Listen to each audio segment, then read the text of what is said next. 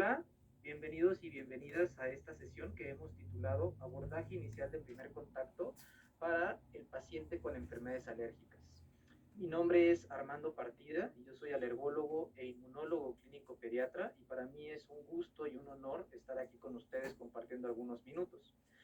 Antes de iniciar mi plática, quiero declarar mis conflictos de interés. Puntualmente, esta participación la estoy haciendo como gerente médico para G. Es el objetivo de esta sesión. Vamos a hablar un poco de los eventos específicos de una alergia como tal, y esto, por supuesto, involucra definir qué es una respuesta de hipersensibilidad tipo 1, entender la relevancia de la fase temprana y la fase tardía de toda respuesta alérgica, platicar un poco de este concepto que hemos escuchado mucho que se llama marcha atópica, igualmente discutir las herramientas diagnósticas con las que contamos tanto en esa medicina de primer contacto como en la consulta especializada para poder entender cuál suele ser el flujo de los pacientes en las diferentes etapas.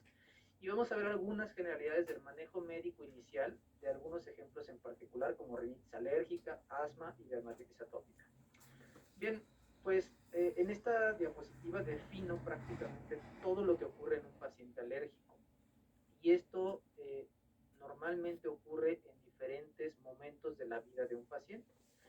Primero se nace y se tiene una predisposición genética, poligénica, heredable, que conocemos como atopia. Es decir, atopia solamente es nacer, digamos, con un sistema inmune que tiene una predisposición para generar cierto tipo de respuestas del sistema inmune. Cuando vamos ya exponiéndonos a diferentes elementos en nuestra vida cotidiana, entonces, si somos atópicos, típicamente podemos sensibilizarnos a algún alérgeno en particular. Y esa sensibilización después puede relacionarse con síntomas o molestias específicas. Y esa etapa, ya cuando tenemos una manifestación clínicamente evidente, es que decimos, este paciente es alérgico a esto o a aquello. ¿Ok? Entonces, vamos a desmenuzar esto un poco porque esto nos permite diferenciar los tres conceptos. Si queremos hablar un poco de riesgos, vamos a enfocarnos en este pequeño. Déjenme activar mi puntero para poder ser más ilustrativo con ustedes.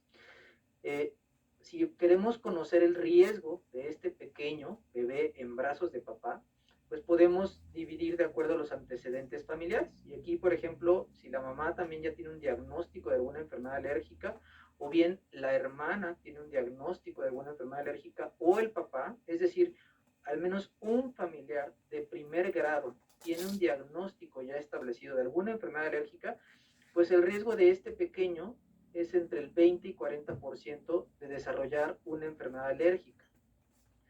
Esto, por supuesto, es relevante y cuando incrementamos el número de familiares con un diagnóstico establecido, aquí estamos viendo mamá y hermana, aquí estamos viendo mamá y papá, o aquí estamos viendo papá y una hermana. Entonces aquí pueden ver que el riesgo incrementa a un 50 u 80% de probabilidad de que este pequeño desarrolle una enfermedad alérgica. Entonces, incluso antes de que nazca este pequeño, si ya tenemos estos datos en la familia, podemos anticipar el riesgo que ese nuevo integrante de la familia tiene para padecer alguna enfermedad alérgica a lo largo de su vida. Ahora, cuando hablamos específicamente de sensibilización alérgica, ya nos estamos refiriendo a eventos específicos en la respuesta inmune que están ocurriendo. Aquí pueden ver una caricatura de una célula presentadora de antígeno, que aquí ya agarró algunos aeroalérgenos o alérgenos, que también pueden ser alimentarios o de cualquier otro tipo, y que en este contexto de atopia, en donde normalmente el sistema inmune se comunica con cierto tipo de citocinas, que le conocemos como TH2, y aquí pueden ver interleucina 4, 13 y 5, pues justamente van a hacer que este linfocito B genere inmunoglobulina E específica para ese alérgeno. Entonces, justamente estos fenómenos de comunicación entre las diferentes células del sistema inmune en un contexto TH2 o en un contexto de atopia va a facilitar la generación de inmunoglobulinas E específicas para ese alérgeno en cuestión. Esta parte de aquí pueden ver a mastocitos y basófilos que en su superficie ya se les pegaron estas inmunoglobulinas S específicas. Y esto específicamente hablando de sensibilización es una sensibilización alérgica. Entonces justamente pueden ver ahí las interacciones entre un alérgeno y un sistema inmune con esta predisposición, esa interacción de esos protagonistas de la respuesta tipo TH2 y la producción de inmunoglobulina E que se une a la superficie de mastocitos y basófilos. Y aquí pueden ver cómo estos mastocitos y basófilos ya sensibilizados, cuando se exponen nuevamente al alérgeno, pues entonces van a liberar en cuestión de minutos histamina, heparina, leucotrienos y otros elementos que van a generar una respuesta inmediata.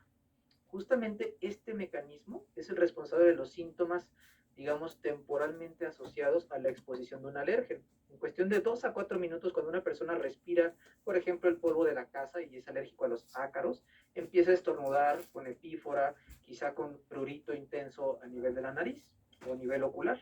Entonces, justamente esto está generado porque estos mastocitos y basófilos tienen unidos a su superficie inmunoglobulina específica y que una vez que reconocen a su alérgeno, liberan todos estos mediadores. Pero además es muy importante reconocer que una vez que liberaron esos mediadores, también van a activar o a amplificar una respuesta inmune. Y entonces van a llamar, digamos, o a reclutar eosinófilos a ese tejido de contacto. Puede ser tejido respiratorio, tejido ocular, puede ser la piel o el tejido gastrointestinal. Entonces, vemos cómo los elementos tempranos de una respuesta activan y llaman a otras células que van a perpetuar la inflamación. ¿Okay? Entonces, por eso es importante reconocer la etapa temprana y la etapa tardía de toda respuesta alérgica. Y dependiendo de dónde sea este sitio de contacto, pues vamos a tener diferentes tipos de síntomas y, por supuesto, diagnósticos. Y aquí están algunos ejemplos muy representativos de pacientes que reportan problemas respiratorios, problemas oculares, a nivel de la nariz, tos y estornudos, picor, comezón, prurito, erupciones cutáneas, problemas gastrointestinales o inflamación de diferentes membranas y mucosas. Y entonces podemos ver, digamos, un poco de izquierda a derecha y de abajo hacia arriba, cómo estas enfermedades o estos síntomas pues ya reciben ciertos nombres o diagnósticos. Podemos hablar de asma alérgica, conjuntivitis alérgica, rinitis alérgica, urticaria, dermatitis atópica, alergia alimentaria, dermatitis alérgica de contacto, por mencionar, digamos, las más frecuentes. Ahora, típicamente en estos sujetos que heredan o que tienen estos factores de riesgo para ser alérgicos, pues con relativa frecuencia desarrollan varias enfermedades alérgicas a lo largo de su vida. Y esto ha sido descrito como la marcha atópica. Y aquí están viendo una representación gráfica de la marcha atópica. Pueden ver cómo a diferentes años de edad van ocurriendo diferentes picos de la frecuencia de diferentes enfermedades alérgicas. Entonces podemos empezar con síntomas cutáneos o alimentarios, o digamos una alergia alimentaria o una dermatitis atópica temprano en la vida, y después ir agregando o coleccionando otras enfermedades alérgicas como asma y rinitis. Entonces justamente este caminar de ir sumando enfermedades alérgicas es lo que se le ha conocido como la marcha atópica. Y hasta hace poco pues solamente lo utilizamos para describir el caminar de estos sujetos, pero hoy afortunadamente ya ha habido grandes avances científicos y clínicos que nos permiten ya modificar el curso natural de estas enfermedades. Y hoy ya podemos hablar de prevención secundaria e incluso de prevención primaria de diferentes enfermedades alérgicas. Ahora, ¿qué herramientas diagnósticas contamos en el consultorio para dar diagnósticos precisos y oportunos?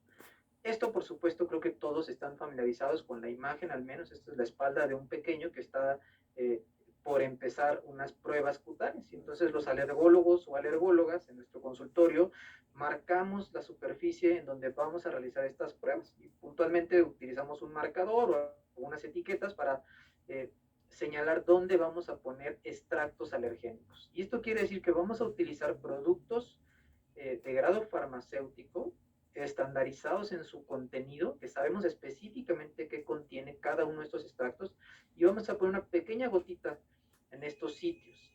Y después vamos a hacer una pequeña punción que no va a generar un sangrado, sino que en realidad solamente atraviesa la primera capa de la piel para poner en contacto estos alérgenos que están en una forma acuosa o glicerinada con esos mastocitos y basófilos que viven ahí debajo de esa piel. Y entonces cuando exponemos estos mastocitos y basófilos con el alérgeno, si es alérgico el paciente, va a liberar mediadores preformados y va a generar una roncha. Entonces, en cuestión de algunos minutos, típicamente de 12 y hasta 20 minutos, podemos evaluar el tamaño de esas ronchas que tienen un abón y tienen un halo eritematoso. Y eso, por supuesto, se valida con un control positivo y un control negativo y nos da información de si ese paciente es alérgico y a qué es alérgico. Aquí pueden ver otro ejemplo. Podemos hacerlo en la espalda o podemos hacerlo en la parte anterior del antebrazo, en donde es donde típicamente ya están estandarizadas estas pruebas y en donde podemos confiar en la respuesta inmune a nivel local de los pacientes.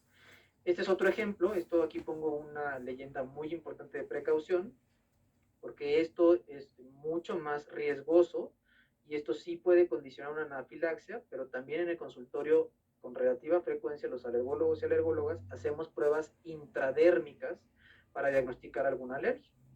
Y aquí pueden ver, es muy parecido a la prueba que conocemos como prueba de Mantux, en donde se infiltra para generar un pequeño jabón y después de eso esperamos la respuesta. Y entonces aquí puntualmente lo que estamos haciendo es suponiendo que dado los síntomas del paciente, el paciente es alérgico y entonces tiene mastocitos y basófilos que en su superficie tienen inmunoglobulina E específica para sus alérgenos pegadas a la superficie. Y si yo pongo ese extracto alergénico en una gotita y luego le doy un piquetito, pongo en contacto estas células y entonces van a liberar esos mediadores y generar una roncha. Eso es básicamente el principio de todas las pruebas cutáneas que hacemos.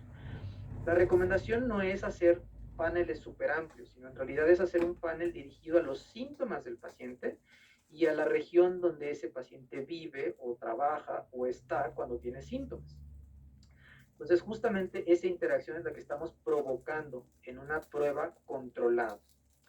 Bien, este es un ejemplo. Aquí pueden ver algunas referencias que ponemos con pluma o con marcador y aquí tienen unos piquetitos. Estos son pruebas intradérmicas en donde pueden ver diferentes reacciones de diferentes tamaños o magnitudes y en donde entonces aquí interpretaremos esta como positiva y esta, por ejemplo, como negativa.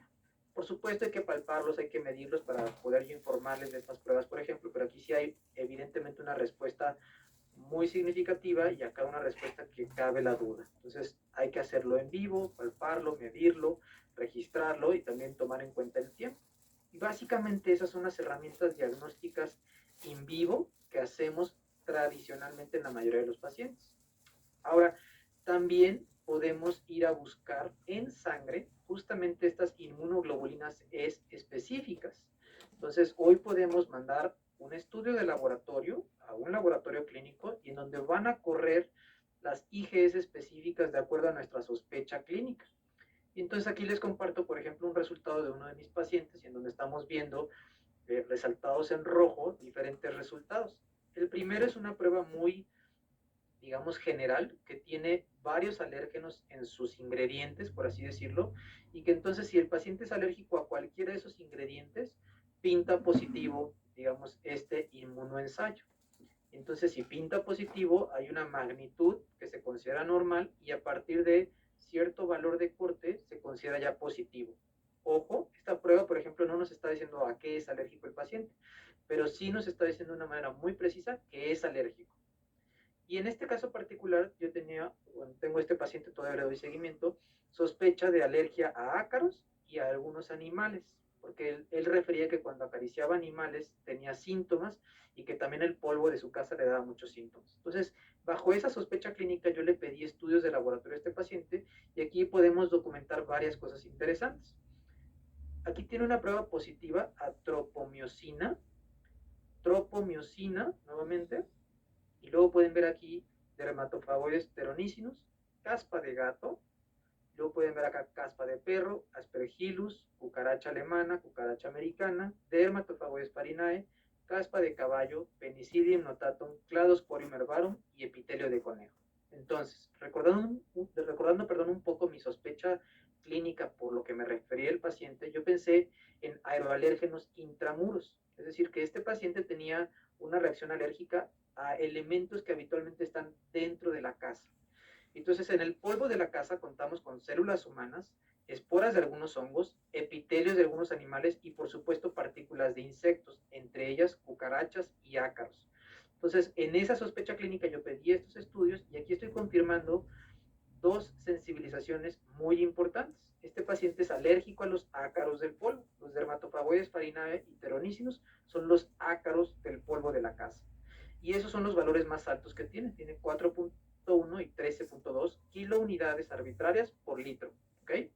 Ahora, también es alérgico al gato. Aquí pueden ver una prueba positiva de 0.78 con el punto de corte de 0.1 y que nosotros en realidad le damos mayor peso cuando está arriba de 0.35, que en el contexto de un paciente que tiene síntomas cuando interactúa con animales es importante.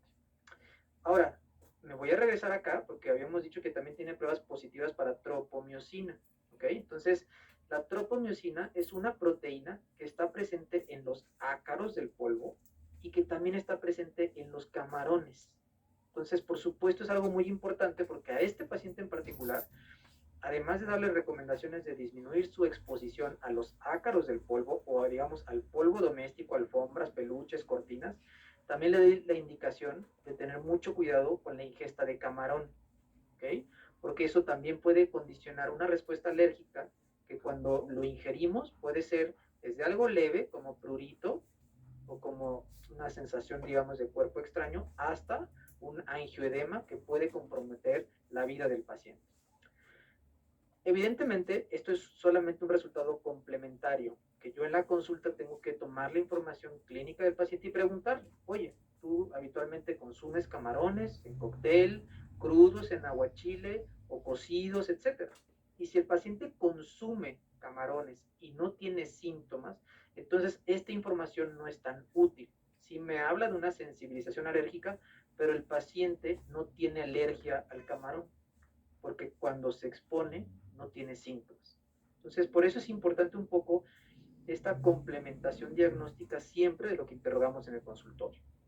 Bueno, ahora vamos a hablar un poco de la importancia de conocer algunas características de los aeroalérgenos. Entonces, aquí puntualmente es un estudio que publicamos hace ya algunos años con información de pacientes del Instituto Nacional de Pediatría y que pueden ver aquí que con más de 1.223, o más bien, con más de 1.200 pruebas cutáneas de pacientes con síntomas alérgicos, estos son los aeroalérgenos que más frecuentemente sensibilizan a los pacientes. Entonces voy a empezar primero con los aeroalérgenos que son estacionales, los 5 principales o los 4 principales pólenes que son responsables de los síntomas de pacientes de la Ciudad de México y zona conurbana. Entonces aquí pueden ver que 117 pacientes son alérgicos o están sensibilizados al ciprés, 96 al fresno, 111 al olivo. Ojo, es interesante porque no hay muchos olivos en general en la Ciudad de México, pero a veces los pólenes de algunas especies, y la especie la compramos como un extracto, tienen reactividad cruzada con otras especies de árboles que sí están en la Ciudad de México. ¿Okay? Y aquí también podemos ver al roble. Entonces, ¿por qué es importante conocer esto? Porque podemos decirle al paciente que hay que evitar ciertas temporadas del año en donde incrementa la cantidad de estos pólenes. Aquí están viendo el ciprés, es un árbol que suele ser ornamental. En muchas de nuestras casas probablemente tengamos alguno de estos árboles o inclusive toda una bardita, ¿no? o una pared, digamos, generada por estos árboles. Aquí pueden ver el fresno, que también es un árbol parte del inventario florístico de muchas ciudades. Aquí de hecho pueden ver, típicamente se utilizan en los camellones o en los parques. Aquí pueden ver el olivo, que no es tan frecuente en nuestro país, y aquí pueden ver el roble, que sí es mucho más frecuente. Ahora, esto por supuesto se asocia con concentración de pólenes de estas especies de árboles en el medio ambiente y que esto varía a lo largo del año. Entonces, por eso es importante también conocer un poco las estaciones de polinización de nuestra región en particular. Y para eso los invito a visitar esta página de internet, que es un esfuerzo muy importante de la Facultad de Ciencias de la Atmósfera de la Universidad Nacional Autónoma de México y que se conoce como la Red Mexicana de Aerobiología.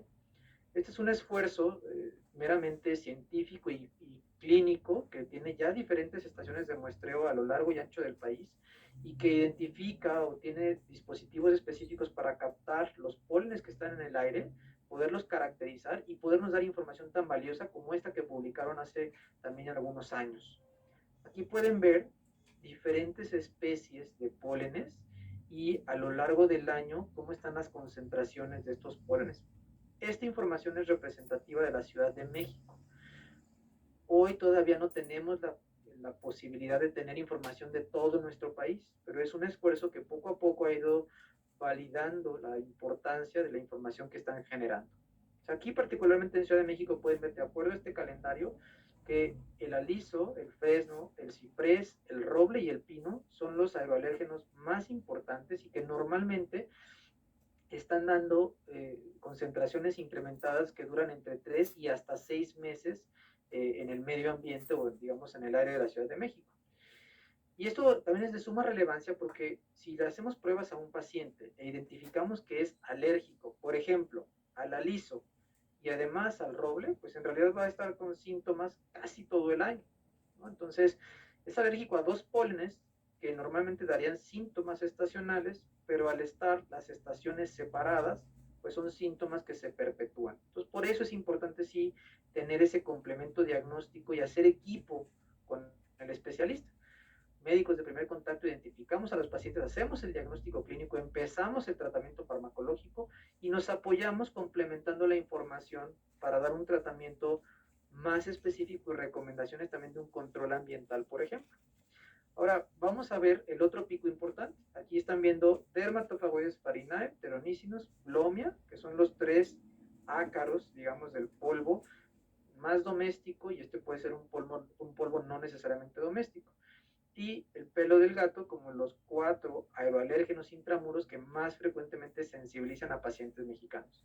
Aquí pues no hay mucha ciencia, los ácaros del polvo, bueno, son estas pequeñas criaturas que están en el polvo de nuestra casa y principalmente en las camas donde hay muchas células humanas, porque nos acostamos ahí, estamos 8 horas o 6 horas, o algunos 10 afortunados que pueden dormir 10 horas, pues dejan ahí muchas células, además está calientito y húmedo, entonces ese es como un paraíso para los ácaros. Los gatos, bueno, no hay mucho que describirle a un gato, todos conocemos un gato. Aquí lo importante es que el alérgeno del gato no necesariamente es el pelo, pero el pelo puede ser el acarreador de los alérgenos que vienen de otras partes del gato, pero que como ustedes saben, al estarse haciendo su aseo, pues se llevan diferentes moléculas o diferentes secreciones a su pelaje. Ahora, ¿por qué es importante hacer también esta diferenciación? Además de lo de los pólenes y las estaciones o las temporadas de polinización, saber a qué es alérgico es importante porque también nos habla del riesgo que ese paciente que hoy quizá lo estamos diagnosticando con rinitis alérgica, porque es alérgico al polvo, o porque es alérgico a las mascotas, porque es alérgico al polen de algún árbol, pues sí tiene un riesgo diferente de desarrollar asma en el seguimiento. Aquí pueden ver cómo el ser alérgico, o sea, tener rinitis alérgica por sensibilización al polen, incrementa 7 veces el riesgo de desarrollar asma en el seguimiento en comparación con personas que no son alérgicas. Ser alérgico a mascotas, es decir, tener rinitis alérgica porque soy alérgico a las mascotas, incrementa 18 veces el riesgo. Y fíjense bien, tener rinitis alérgica porque soy alérgico a los ácaros del polvo de la casa, incrementa 45 veces el riesgo de que yo desarrolle asma. Entonces, en ese sentido, conocer más oportunamente a estos pacientes a qué son alérgicos es importante. Y como vamos a ver a continuación, porque el tratamiento puede hacer la diferencia. Entonces, justamente hablar un poquito de generales de tratamiento, vamos a empezar por unas de las enfermedades más frecuentes de los pacientes alérgicos, que es la rinitis alérgica y el asma, ¿no? Entonces, aquí definimos a la rinitis alérgica y al asma como dos enfermedades del sistema respiratorio en el que el diálogo entre el sistema inmune y el sistema respiratorio pues tiene ahí un problema. Y entonces cada vez que estos pacientes respiran aeroalérgenos pues generan síntomas o generan problemas. Frecuentemente los pacientes que tienen rinitis alérgica tienen estos 4 síntomas cardinales: rinorrea anterior y o posterior, estornudos, obstrucción nasal y prurito nasal. Y 8 de cada 10 pacientes que tienen rinitis alérgica también van a reportar síntomas oculares. Entonces, es súper frecuente que un paciente con rinitis alérgica también tenga síntomas oculares. Los síntomas cardinales del asma son los pacientes, aquí es un recordatorio del tiempo, no se preocupen, ya vamos a terminar para llegar a la sesión de preguntas y respuestas y sus inquietudes. La parte de síntomas respiratorios inferiores que definen al asma se caracterizan por tos, dificultad para respirar, opresión torácica o sibilancias. Y pongo en rojo algunos síntomas de estas enfermedades porque son los que típicamente, uno, dan más problema y dos, son más fáciles de identificar por el paciente como motivo de consulta. Ahora, este es un resumen de las guías británicas de tratamiento, por ejemplo, en donde nos da una flecha de incrementar la intensidad del tratamiento si el paciente sigue asintomático o disminuir si hay un control adecuado de los síntomas de los pacientes. Y nos dice que en algunos pacientes podemos empezar con antihistamínicos orales o tópicos. Puntualmente esto es útil para aquellos pacientes que tienen síntomas leves e intermitentes. Y quiero compartir con ustedes que estos pacientes es raro que lleguen al consultorio. Los pacientes en general en nuestro país llegan cuando ya tienen una manifestación franca, los síntomas son molestos, afectan su funcionalidad, su calidad del sueño o definitivamente ya inclusive han tenido varios tratamientos y no han resuelto sus problemas. Entonces, como recomendación, y las guías también nos lo dicen, cuando un paciente tiene una enfermedad moderada grave, y eso típicamente es lo que vemos en el consultorio, se recomienda siempre iniciar con un corticosteroide intranasal y evaluar respuesta. Y ya con, digamos, un tiempo de seguimiento que puede ir desde las primeras 2 semanas al mes, definir si eso es suficiente para el paciente o si hay que agregarle tratamiento a ese primer paso o piedra angular que es el corticosteroide intranasal. Vienen otras recomendaciones en cuanto a que a todos los pacientes debemos de evitar los desencadenantes, también la importancia de hacer las pruebas cutáneas o de pedir las IGs específicas, porque si yo no sé a qué es alérgico, ¿cómo le puedo dar recomendaciones puntuales al paciente y específicas? Y también viene algo que es inmunoterapia alérgena específica, que se justifica cada vez más conforme el paciente sea más grave o sea necesario mayor intensidad de tratamiento. Algo muy similar ocurre para los pacientes con asma. Las guías de tratamiento comparten un acercamiento multidimensional con educación del paciente y o de sus cuidadores, un tratamiento farmacológico también escalonado con la finalidad de controlar la enfermedad, controlar el riesgo de las exacerbaciones y por supuesto saber qué hacer con las exacerbaciones. Y también si se fijan, nos hacen mucho hincapié en evitar los factores desencadenantes, por eso también otra vez es suma importancia saber a qué es alérgico el paciente. También para algunos pacientes hay otro tipo de tratamientos como la inmunoterapia alérgena específica y otro tipo de tratamientos para casos más difíciles o refractarios. Fíjense aquí, este es un concepto muy importante. Aquí podemos ver en amarillo concentraciones de pólenes que suben y bajan y en azul síntomas de los pacientes. Entonces pueden entender que los síntomas correlacionan muy bien con la cantidad de pólenes, ¿sale? Y eso justifica hasta cierto punto utilizar antileucotrienos o antihistamínicos porque están liberando estos mediadores, estas células cada vez que se exponen a los aeroalérgenos y eso detona síntomas y entonces con estos medicamentos tratamos hasta cierto punto esos elementos. Sin embargo, solamente tratar estos componentes no le está haciendo nada al resto de los elementos que se están liberando y que son responsables de la inflamación crónica y en realidad del sustrato de la enfermedad, que es inflamación. Entonces, este es el mismo grupo de pacientes que ustedes veían que los síntomas suben y bajan de acuerdo a la cantidad de pólenes, ¿sale? Pero aquí estamos viendo puntualmente cómo está el estado inflamatorio de esa nariz. Si medimos los eosinófilos, los neutrófilos o esta molécula de adhesión intercelular tipo 1 en la nariz de estos pacientes, podemos ver que aunque la exposición a los pólenes es errática, los síntomas correlacionan bien y también van y vienen, la inflamación no es así.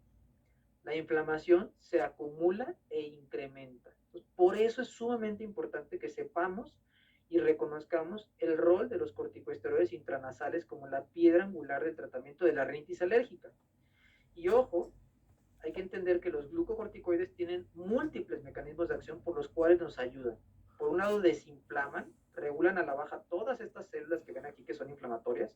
Por otro lado, permiten un ambiente de regulación, incrementan algunas sustancias y algunas células que nos ayudan a regular y también tienen efectos directos sobre el epitelio respiratorio. Entonces, los glucocorticoides son un acercamiento terapéutico más integral. Y lo mismo pasa en el asma. Aquí estamos viendo puntualmente en amarillo función pulmonar, que ustedes pueden ver que la función pulmonar la mejoramos relativamente rápido en los primeros 3 meses, pero en azul pueden ver la dosis necesaria de metacolina para generar broncoconstricción. Y eso nos está hablando de hiperreactividad bronquial y es un marcador de inflamación bronquial. Entonces pueden ver que en pacientes que iniciamos con un esteroide inhalado, vamos a mejorar este parámetro y toma más tiempo llevarlo a un estado normal, que es este de acá. Y si yo decido suspender el tratamiento, por ejemplo, aquí al año, puedo ver que vuelvo a tener una caída de la hiperreactividad bronquial y entonces nuevamente con menos dosis genero broncoconstricción y nuevamente pierdo función pulmonar.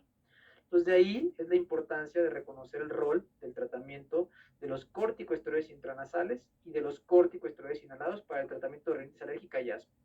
Y todo lo demás son elementos complementarios que para algunos pacientes van a ser necesarios. Vamos a tener que agregar quizá otro tipo de medicamentos. Voy a utilizar ya los últimos minutos para explicarles también el rol de la inmunoterapia alérgeno específica. Es decir, queremos modificar lo que está sucediendo con estos pacientes. Y puntualmente esta inmunoterapia alérgeno específica está indicado tanto en las guías de rinitis alérgica como en las guías de asma. Y eso tiene evidencia abundante, evaluada y ahora ya resumida en revisiones sistemáticas con metaanálisis de la literatura para todas estas indicaciones, tanto por vía subcutánea como por vía sublingual, y en adultos y en población pediátrica. Y no solo eso, sino que aquí están viendo el efecto que tiene para disminuir la progresión de un paciente que empieza con rinitis alérgica que no desarrolle asma. Hoy podemos y sabemos que con la inmunoterapia alérgena específica podemos disminuir ese riesgo más o menos en 60%. Y ya, las últimas partes, voy a reconocer que en la medicina de primer contacto captamos a la mayoría de pacientes también con dermatitis atópica, recordar los criterios de Hanifin y Rajka. Esto es lesiones que son pruriginosas, tienen un curso crónico recurrente y tienen una distribución y morfología típicos. Y el antecedente personal o familiar de alergia, bueno, nos apoya, pero no es indispensable. Y las lesiones son muy fáciles de reconocer, ustedes las conocen de acuerdo a las diferentes distribuciones, pero son lesiones eczematosas en una distribución típica y que la cronicidad hace que justamente veamos diferentes tipos de lesiones. Aquí ven algunas lesiones decapitadas justamente como huellas de rascado. Distribuciones de acuerdo al grupo etario, pueden ver la distribución típica del preescolar y el escolar y la distribución típica del adolescente y del adulto. Y aquí una caricatura muy simplista, esta es la piel sana, que están juntas todas las células y entonces eso permite tener una función de barrera buena. Y esta es una piel con dermatitis atópica en donde no se cumple la función de barrera y eso permite que alérgenos que normalmente no deberían de entrar hasta acá, entren. Y eso genera una respuesta inmune, porque normalmente el sistema inmune no debería estar en contacto con estas flechitas rojas que simulan alérgenos. El hecho de que esté rota o que esté disfuncionando esa barrera hace que se exponga el sistema inmune y entonces responda a esos estímulos. Y aquí pueden ver justamente cómo es que el emoliente es parte fundamental del tratamiento de estos pacientes. Aquí pueden ver cómo el lubricar bien ayuda a que esa función de barrera ocurra de una manera mejor y entonces los alérgenos ya no entran en contacto con ese sistema inmune que está dentro de la piel. Y ahí pueden entender, por supuesto, la importancia de las diferentes medidas terapéuticas que hacemos en todo paciente con dermatitis atópica. Hidratar y lubricar bien esa piel, tratamiento antiinflamatorio cuando es necesario, identificar y eliminar los factores detonantes que aquí no solamente van a ser alérgenos, sino también factores emocionales y factores infecciosos. Y también a veces complementamos el tratamiento, además de antiinflamatorios cutáneos y hidratación, con antihistamínicos y para casos más graves, fototerapia o inclusive otros medicamentos inmunosupresores o anticuerpos monoclonales. Cierro ya esta charla para dar pauta a las preguntas con estos mensajes para llevar. Vimos a través de la charla los eventos específicos de una respuesta alérgica, platicamos del estado de atopia, la sensibilización y lo que significa ser alérgico y cómo estos elementos de la fase temprana y fase tardía me ayudan a entender lo que ocurre con los pacientes. Platicamos un poco de las pruebas diagnósticas a las que tenemos acceso y también tratamos de dar algunos ejemplos de los conocimientos aplicados para el tratamiento no farmacológico, control ambiental, evitar la exposición a estos alérgenos, algunas generales de tratamiento farmacológico y un mensaje muy importante es que en enfermedades alérgicas, cuando estamos viendo síntomas, siempre nos debe de hacer pensar en que hay inflamación. Cierro la charla no sin antes pasar por esta diapositiva, que es la importancia de hacerlos cómplices en el reporte oportuno de eventos adversos. Este es el canal de comunicación de GSK y agradezco muchísimo su atención y espero que en los siguientes minutos podamos resolver sus dudas e inquietudes. Gracias.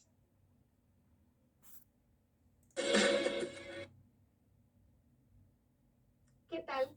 Ya estamos aquí en esta sección de preguntas y respuestas y ya está con nosotros el doctor Armando Partida. Hola doctor, ¿qué tal? ¿Cómo está?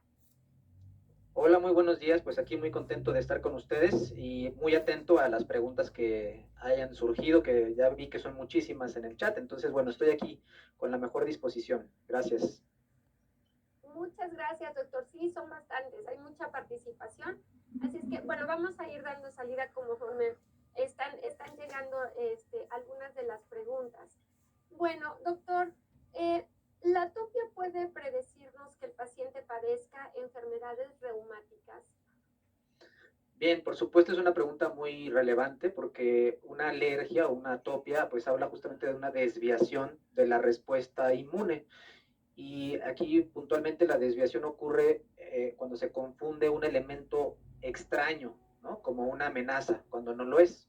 Y la autoinmunidad, digamos que es otro tipo de respuesta también anómala en contra de un antígeno propio, ¿no? Justamente los mecanismos que llevan a una y que llevan a otra, digamos que están de lados opuestos de la respuesta inmune. Entonces, en términos generales, los pacientes con enfermedades atópicas no tienen mayor riesgo de enfermedades autoinmunes, pero sí es importante que a veces los síntomas o el daño, digamos, al órgano, pues sí puede ser similar, ¿no? Aunque las respuestas son diferentes. Una respuesta alérgica genera inflamación y una respuesta autoinmune también genera inflamación. Entonces sí, en el acercamiento diagnóstico de múltiples enfermedades, normalmente evaluamos al sistema inmune completito, ¿no? Y ya que establecemos que es alergia o atopia, disminuye, digamos, la posibilidad de que sea autoinmunidad, ¿no? Y quiero ser también muy cauto con la respuesta en el sentido de que los pacientes no leen los libros, ¿no? Entonces, la verdad es que a veces hay pacientes que presentan múltiples comorbilidades y entonces ahí es justamente lo importante de nosotros, ¿no? Como médicos de primer contacto y el trabajo en equipo también como especialistas para definir el diagnóstico del paciente, ¿no? Pero bueno, muy puntuales, no tienen mayor riesgo de enfermedades autoinmunes ni reumáticas. Muy bien. Doctor, nos preguntan, los pacientes con antecedente de enfermedades alérgicas entre 5 y 11 años de edad, ¿qué nos podría decir acerca de la vacunación de COVID? ¿Se puede vacunar o antes de realizar, de aplicar la vacuna, hay que realizar pruebas como IgE o algunas otras? Ok, no hay que realizar ninguna prueba previa a administrar la vacuna.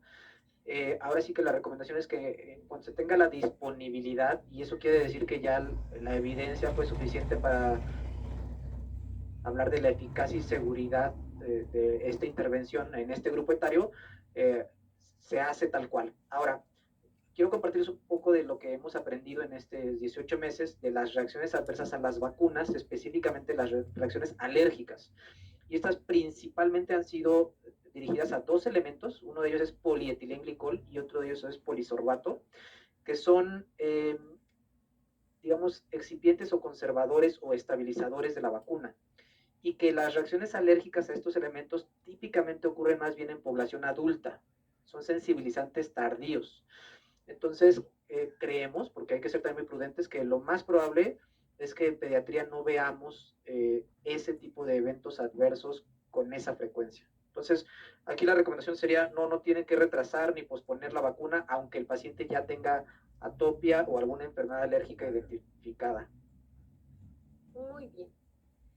Doctor, ¿a qué se debe que el paciente dé negativo a las pruebas en el brazo o en la espalda, aún, y aún así tenga síntomas y los pacientes tienen este grado de llegar a un asma por alergia? Claro. Bueno, primero no hay nada infalible y aunque las pruebas cutáneas y las IgS específicas sí superan el 97% de sensibilidad, pues eso quiere decir que aún hay 3 de cada 100 pacientes o 2 de cada 100 pacientes que tienen una alergia y que no la podemos documentar con un método de laboratorio o de prueba cutánea. En esos escenarios a veces podemos hacer otras cosas. Una prueba intradérmica, como lo había explicado, es mucho más sensible, pero también puede ser peligrosa. Y otra cosa que podemos hacer es un reto tal cual, es decir, si tenemos una sospecha, digamos, muy sólida, y aunque la prueba cutánea es negativa, inclusive una prueba intradérmica es negativa, la prueba de laboratorio en sangre es negativa, pero yo estoy seguro por toda la información clínica que este paciente es alérgico al gato, por ejemplo, puedo hacer un reto. Y si el reto me confirma el diagnóstico, no importa que todo lo demás haya salido negativo, ahí tengo el diagnóstico. Por supuesto, esto es pues mucho más difícil de hacer, ¿no? No es fácil hacer un reto en este escenario y también puede ser peligroso, por supuesto. Claro, claro, bueno, pero siempre hay que estar de alguna manera realizándolos con todos los cuidados y saber en quién poder hacerlos, ¿no? Correcto. Muy bien. Doctor, una vez hecha la prueba alérgica y saber qué es alérgico, saber a qué es alérgico el paciente, están las vacunas que pueden ser inyectadas o las que son sublinguales. Nos preguntan qué tan eficientes son a largo plazo. Muy bien, súper buena pregunta. En los ensayos clínicos, o sea, estos estudios en donde tenemos todo controlado, las dos vías de administración han documentado ser igual de eficaces y un poco más segura la ruta sublingual. ¿Okay? Ahora, en la vida real, sí, la inmunoterapia sublingual tiene retos, porque la sublingual se tiene que administrar con mayor frecuencia. Normalmente esta frecuencia es diario durante 3 a 5 años y en algunos pacientes que logramos espaciar la dosificación lo podemos hacer 3 veces a la semana. Pero imagínense ustedes un tratamiento de 3 o 5 años de 3 veces a la semana. No es tan sencillo. Y en cambio inicial del tratamiento son 2 aplicaciones por semana. Entonces, ya con más avanzados podemos espaciarlas a una aplicación, inclusive cada 15 o cada 21, a veces hasta cada 28 días. Entonces, eso hace que en la vida real el tratamiento subcutáneo sea más efectivo, ¿no? Es decir, tiene menos opciones de tener problemas con adherencia al tratamiento, etcétera. Entonces, digamos que la evidencia apoya las dos rutas, pero en la vida real sí vemos mejores efectos con la subcutánea. Perfecto. A largo plazo siempre es mejor. Exacto, aparte, un punto importante, para estos diagnósticos que hoy platicamos, rinitis alérgica, asma, también puede ser el caso de conjuntivitis alérgica o algunos problemas de la piel, el tratamiento dura más o menos de 3 a 5 años y después de eso lo suspendemos, terapéutico puede durar hasta 18 años, es decir, ya sin vacuna, el sujeto dura, digamos, con el efecto terapéutico o con una resolución de sus síntomas hasta 18 años. Después de esto puede recaer o puede ser que ya no recaiga. No tenemos forma de predecir eso.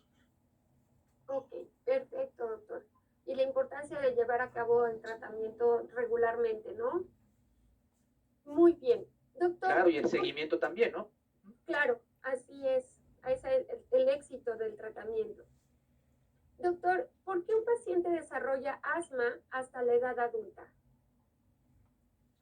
Bueno, el asma puede tener múltiples causas, ¿ok? Normalmente el asma alérgica inicia antes de los 10 años con los primeros síntomas y típicamente empiezan, digamos, los que son francamente alérgicos en los primeros 2 o 3 años con los síntomas iniciales, ¿no?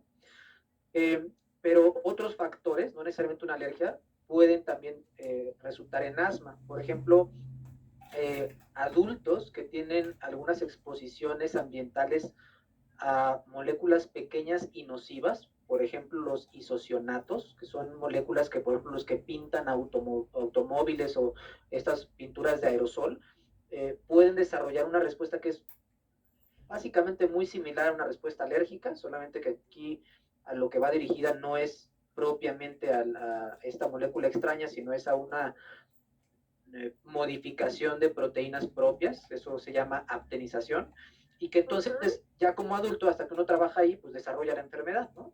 Lo malo de esta enfermedad del inicio en la etapa adulta, que este es un ejemplo nada más, pero hay otros ejemplos, es que suele ser un poquito más grave, más difícil de tratar, ¿no? Entonces el asma de inicio en la edad adulta, en general, es más grave, más progresiva y con una respuesta menor a los tratamientos en general. Por eso también es muy importante hacer equipo, ¿no? Que lo repito mucho, pero lo repito mucho porque es algo que no siempre pasa. Entonces, esa parte de Ujú. complementarnos y pelotearnos pacientes ida y vuelta es sumamente importante en estos pacientes, ¿no?